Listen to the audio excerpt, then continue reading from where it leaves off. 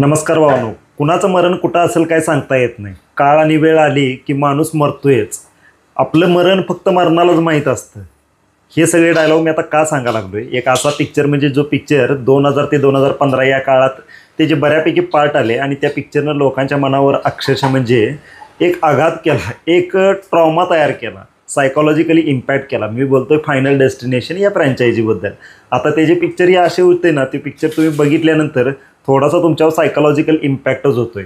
यातल्या पहिल्यापासून ते लेटेस्ट आलेल्या पार्टपर्यंतचं ना, म्हणजे ब्रिजवाला, आता जो याच्या मागचा जो पार्ट होता ब्रिज ॲक्सिडेंटवाला, त्याच्या आधीचा रेसिंग ट्रॅकवाला, त्याच्या आधीचा हायवेच्या सीनचा ॲक्सिडेंटवाला, यातले सगळे ही जी फ्रँचायझी टिकून आहे यातले फक्त अकस्मात मृत्यूवर.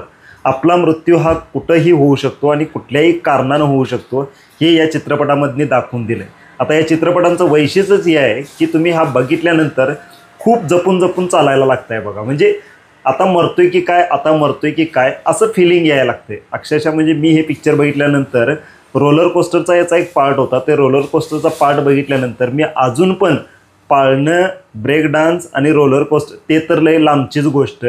इवन म्हणजे हा पिक्चर आठवला ना की एक मनात जरा धडकीच भरते आहे. प्रत्येक गोष्टीला असं जपून जपूनच वापरायला लागते किंवा आता काय होईल काय सांगता येत नाही. या पिक्चरचं वैशिष्ट्यच हे आहे की ही सगळी वाक्य खरं ठरवते किंवा या सगळ्या मनी हे खरं ठरवते की कोण कुठं मरल काय सांगता येत नाही. म्हणजे तुमचं मरण तुमच्या हातात नाहीच आहे, हे चित्रपट हे एकदम प्रूव्ह करून टाकतोय. आता या सगळ्या चित्रपटांचं वैशिष्ट्यच हे आहे की या चित्रपटामध्ये विलन असा माणूस कोण नाही. या हे जे चित्रपट आहेत ना त्याच्यामध्ये विलन कोण आहे माहिती आहे का? आपलं मरण. म्हणजे यातले जे कॅरेक्टर्स आहेत ना त्या कॅरेक्टरांचं मरण म्हणजे यमराजच त्यांच्या मागं लागलेला असतोय, हेच त्याच्यामध्ये दाखवलं आहे. आता त्याला हरवणार कसं?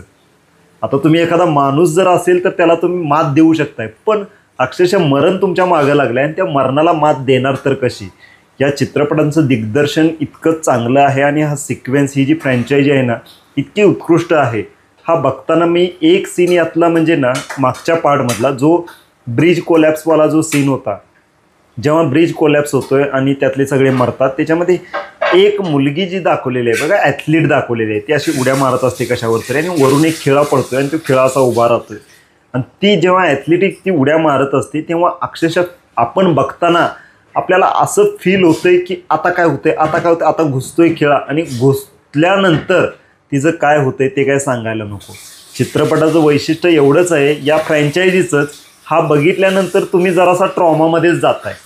म्हणजे जरा भीती वाटायलाच लागते अक्षरशः. म्हणजे जी मशीनच्या संदर्भातली जी आहेत ना, जिथं आसपास तुमच्या मशिनरी आहेत त्या मशिनरींची तुमची भीती नक्कीच वाटायला लागणार. तरी पण बाकी एक थोडंसं इमॅजिनेशन सोडलं तर चित्रपट बघायला एक हॉरर कॅटेगरीतली ठीकठाक वाटतोय. आता याचा पुढचा पण पार्ट येतोय, त्याचा ट्रेलर बघितला, त्यात मडं एकाचं दाखवलं आहे, फॅनला साखळी अडकते आणि त्याच्या नाकात जे टांगलेलं असते ना त्यात ते अडकते आणि मरते. बाकी मी या पार्टसाठी एक्सायटेड आहे. आणि तुम्ही यातले पार्ट हे बघितलेले आहात का? तुम्हाला ही फ्रँचायझी कशी वाटते ते मला नक्की कॉमेंटमध्ये सांगा.